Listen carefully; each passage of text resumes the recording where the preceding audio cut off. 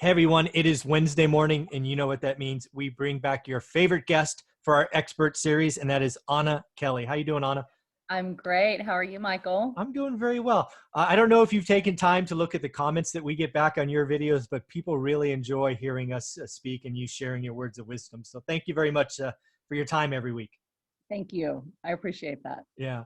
So one of the things I want to talk about today is, at least in my YouTube social media list, I'm starting to see a lot of newbies claim a real estate crash is on the horizon. And most are saying 2021. Last week, you and I tried to dispel that, saying it's not mathematically possible. It's not set up for that. We weren't calling a crash never to happen. We were just saying not 2021. And not that big. I And think not that was the big point. Not a 40 to 50% crash. that big, that fast. Right. So what I thought we could do, because both of you and I experienced the mania that led up to the last crash, and I think there are things in that experience that, if we saw again, would be the sign that, oh, things are getting a little dicey and a crash could happen, right? We could see, I mean, California mini market saw 50% peak to trough. My market was more like 65 peak to trough. So I thought we should just do ourselves an honest favor, help the audience out, and really highlight what we saw last time, that if we see now or in the future, could be signs of problems ahead. Does that make sense? Sure. Absolutely. All right. So what do you remember from last time that you could envision as something possible that could lead to the next crash? Any thoughts first? I think there were two kind of big things that stick out of my mind just off the top of my head. Sure. And one is too easy to get loans. Yeah. Lending was very, very loose. And so they'd lend to anybody. Mm-hmm. Okay. At high interest rates. Mm-hmm. And appraisals were being inflated significantly. So those three things coming to a head, giving inflated appraisals, because there was so much money pouring in that people could buy. You had this buying frenzy, suddenly that was temporarily really driving up prices. Appraisals were crazy. And I think that is a lot of what led to, people buying houses they couldn't afford at a price they couldn't afford, an interest rate they couldn't afford. And ultimately that led to foreclosures, a mass amount of properties suddenly on the market, more supply than demand. And that is part of what crashed, the real estate market. Yeah. So let's, again, I want to give people really good things, because all that is dead on accurate. Same thing I saw. But when we talk about getting loans too easy, I want to break that down a little bit, because there's always been a couple of loan products out there that work in corner cases, right? The stated income loan, basically you don't have a W-2, right? You're a business owner, right? It's always a product that makes sense for the few. I saw last time where it went from the few to one of the top 3 or 4 products offered to investors, right? When there were waitresses and waiters. I mean, we saw The Big Short where strippers, right? It was in the movie. We're just doing stated income loans and getting 2, 3, 4 properties. So really watch the loan products, right? Would that be fair? Yeah, absolutely. And to be fair, in 2007, just as an example, I mean, I had a good job, but we were starting over in a new place where my job wasn't guaranteed, and my husband was starting a new business. Yep. And I got a 90% mortgage on my first rental property, and they let me put 10% down on a credit card. That wouldn't happen today. So that's just the kind of thing, there was incentives for lenders to continue to lend more and more and more.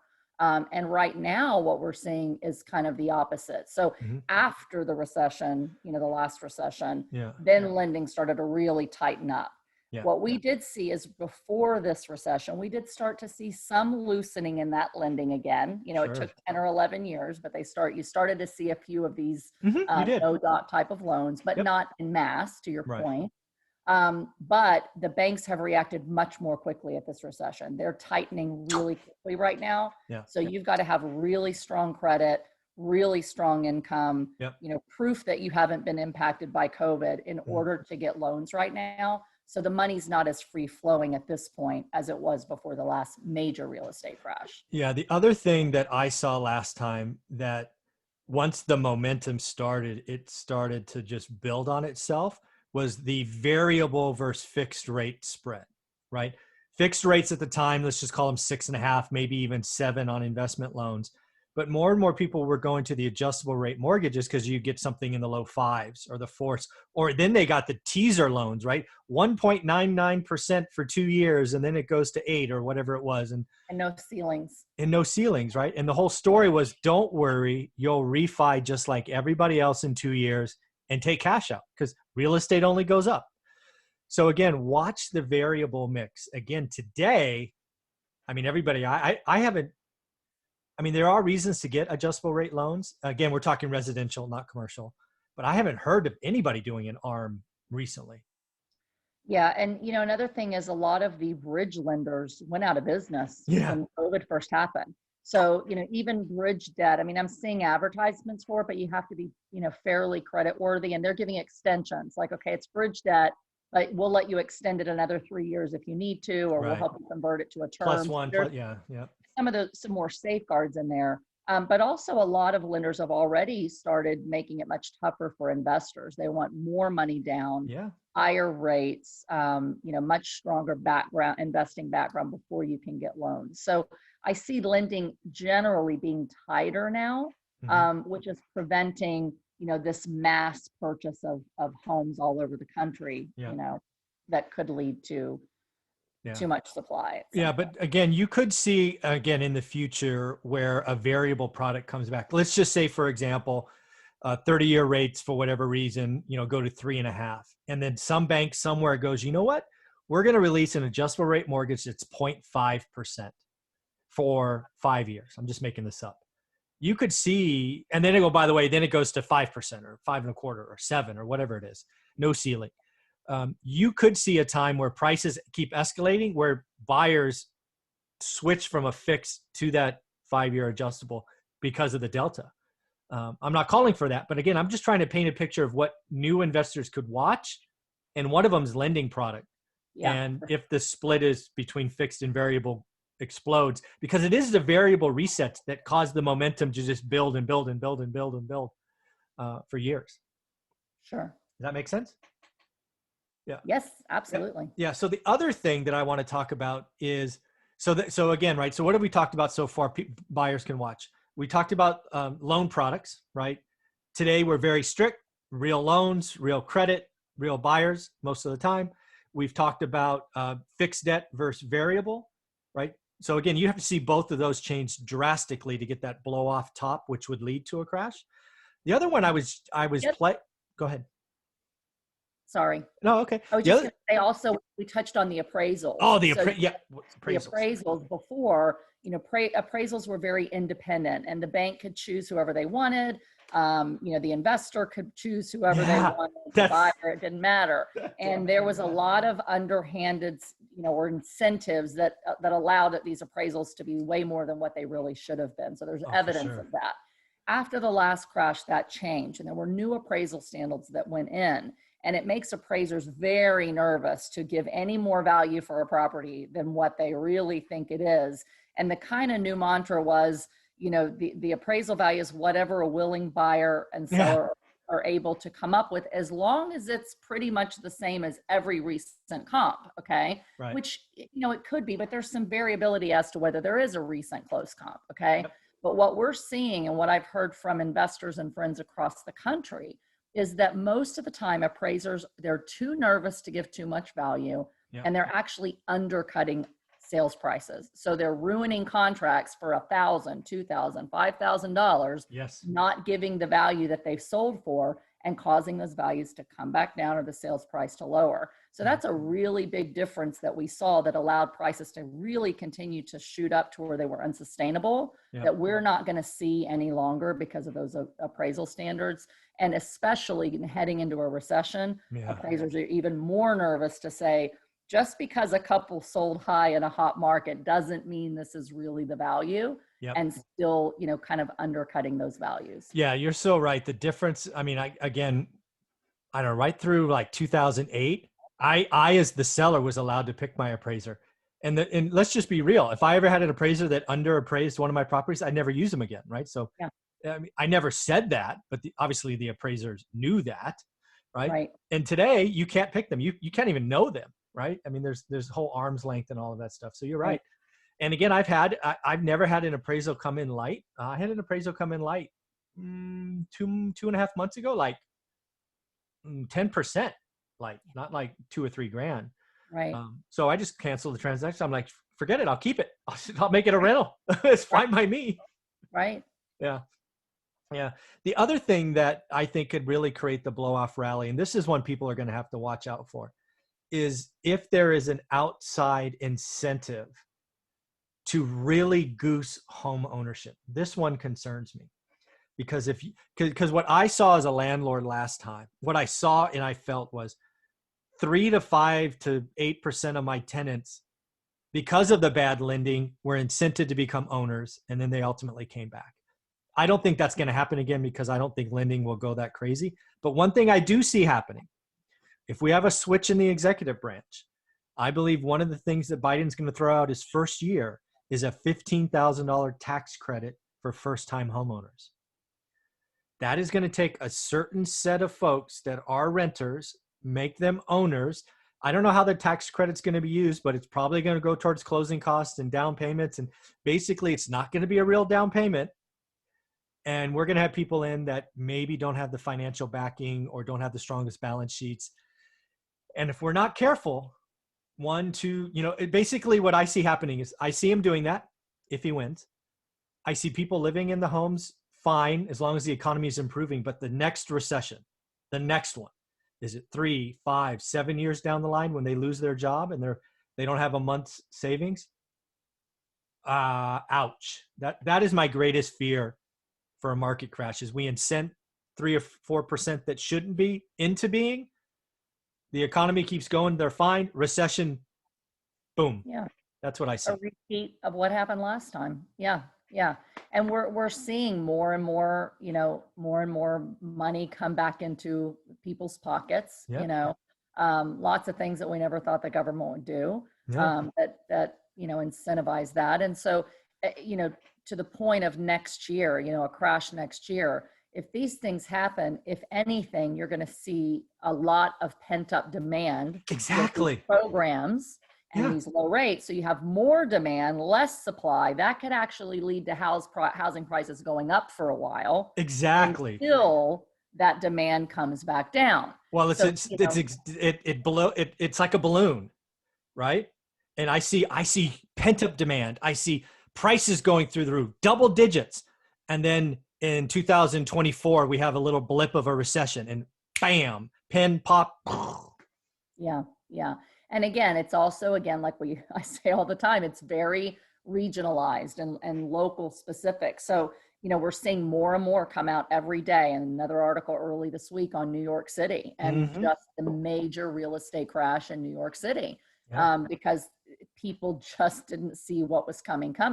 But super high prices, super high taxes, now, tons of control, people fleeing. Certain markets, there's so much demand. And in Pennsylvania, there's so many coming from New York and New Jersey. The buyer of my home is coming from Long Island, and a house here is a lot cheaper than a house there. Yeah. But our housing values here in PA are starting to really tick up pretty high, where over the last 12 years, they've been very consistent. We've had little increases, hardly any decreases in the last recession, but pretty stable, just modest increases. And in the last 6 months, some big numbers. So as long as those people keep coming to try to move here to get away from, some of these other states, our values are going to go up while other values in other areas go down. So. Well, this is why I think a crash could happen. It's years away, but all of that you've just talked about, we're seeing the same thing in Silicon Valley, right? Lake Tahoe is a great example. It's about 3 hours away, 3 hours away. Their prices up 25% year on year. Yeah. And 2 to 3% cash on cash returns if you try to buy a house. Yeah, forget it. Yeah. I mean that's why it's all owner occupant, right? Very few investors are buying today because they just get outbid, right? We bid for 5, 6, 7, 8, whatever. We're not going to buy it 2. Leave it in the bank at that rate, right? Right. So again, a real estate crash is possible, but the balloon has to build more. Right. The other thing that is going to be an indicator for me And man, I saw this a lot last time. I don't know if it was an East Coast thing, but in the West Coast, oh, we had people flipping contracts. So what was that? Basically, we were people in the Bay Area at the time, right? This is like 2007. You would go to a plot of dirt, you would enter a lottery because there was so much demand. And if you won, right, you got the condo, right? I'm going to have lot 71A. You know, it's $1 million. What you would do with that contract is that contract would be sold 2 or 3 times before that condo is built. It became a thing to go enter lotteries and buy all of them you could, because you'd make 50 or 100 grand in 2 months Wow. and never have to close, right? You put a little bit down for earnest money to lock it up, and then you just sell your contract. Not seeing that today, but that's something else to watch, is if new developments, and this could happen elsewhere, it's not going to happen in the Bay because just like New York, people are fleeing, but watch people flipping contracts on new developments. Yeah. It's crazy. Yeah, I agree. I do want to touch on one thing that I think is a little concerning that could cause more of a real estate crash than maybe we expect. Sure. And again, a lot of this depends on, who wins the election, not just at the presidential level, but at the Senate, Congress level. Sure. Essentially, if we see huge reductions in the tax incentives to own and buy real estate, whether that be as a homeowner or whether that be as an investor, suddenly real estate becomes less attractive to own if you don't get the big bad depreciation that makes you pay no income taxes, which is big in the media right now, with the talking heads. So essentially, if some of the things that Biden proposed early on, like getting rid of the 1031 exchange benefit, getting rid of the Trump tax plan for bonus depreciation, so, raising the tax rates, the capital gains tax rates, the regular income tax rates, those things could disincentivizing purchasing for a bit, which somewhat, and drive some prices down. If you couple that also with regulatory risk and continued eviction moratoriums, now landlords suddenly have to say, wait a second, not only are my returns that I'm already, having to pay top dollar for going to be limited in terms of the tax benefits that still incentivize me to buy these things despite some lower cash on cash returns because of the huge paper losses that I get. Also, I can't evict people if they don't pay. And those two things together make 6, 7, 8, 9, 10% cash on cash returns not that attractive. So I think that if the Democrats win the office and change those tax incentives and extend eviction moratoriums, I think that you will see a softening in rental real estate values that could be, more than 10% in the next year or so. Now, does that stay sustainable? I don't know. Is there something that's done to counteract that when things start to, go down a little bit? Probably so. But I think that that's a real risk that, could cause some quicker softening in prices than what we would otherwise expect. When you look at the residential landlords, mom and pop as they're often called, right, where we both started. I got interviewed by the Business Journal the other day, and I told them, landlords are going to pay today because of the CDC issue, but you know who the true losers are? And he's like, who? I'm like, it's the tenants. Absolutely. Mom and pops are going to get through this. Well, 3 things will happen. Some mom and pops won't make it. They live too close to the bone. They're going to lose their properties to the banks. And then people are going to go, well, they can get mortgage forbearance. I'm sorry, if you're a landlord, that's only 40% of the cost. You still have the other 60%. And they're going to lose them. Then you're going to have the mom and pops that eke it out. They dip in the savings. They take 401k loans. They get to the other side. They're going to issue a 60-day notice as soon as it's legally possible. The tenants are going to be removed. They're going to clean up that property, and they're going to sell it to an owner occupant. That's what the market screams today. You want to make money today? Clean up your properties, sell them to owner occupants. It's an easy win. Right. And then there'll be the third sector, which is it's going to continually get smaller. They're going to be guys like me and you, where we're going to keep them. We're going to struggle through. But with less supply comes higher rent. Right. And with higher taxes, which is coming, higher rent, higher expenses and higher rents. And then not only do you have to build in, hey, right now, I saw a study on this not too long ago. The average landlord out of every $100 we receive, we make $9 in profit. Exactly. So 91% of the cost of providing housing is an expense. Yeah. $9, 9% goes to us. So now I have to also say, well, what's the risk that any new tenant isn't going to pay because the government could change the rules and not honor contracts at any point? We're going to demand a higher premium and a higher profit on that, per dollar. Absolutely. For the risk of being a landlord. And so that's going to result in higher rents as well. And it kind of becomes the cycle. As rents go up, if housing prices come down, then more people are going to become homeowners, and then rent will have to come down because there won't be as much demand. So it can become a vicious cycle. And this, my friend, is why we have real estate cycles that continually go up and down. And that, it's not always as quickly as the prior cycle, but we don't learn from the history to keep from making the same mistakes that lead to these same, ups and downs over and over again. So, So if I were to summarize what people should be looking for, again, no 40 to 50% crash next year, but the things to watch for are the loan products, right? LIAR loans, no doc loans, a big switch from fixed to variable products. Watch appraisals. Do they become strict, or are they just, your buddy's doing them for you? Watch incentives from the government that incents home ownership, that somehow becomes a credit where you can use for a down payment. Watch eviction moratoriums, because again, it could hurt mom and pop landlords. Watch for flipping contracts becoming a thing in cocktail conversations.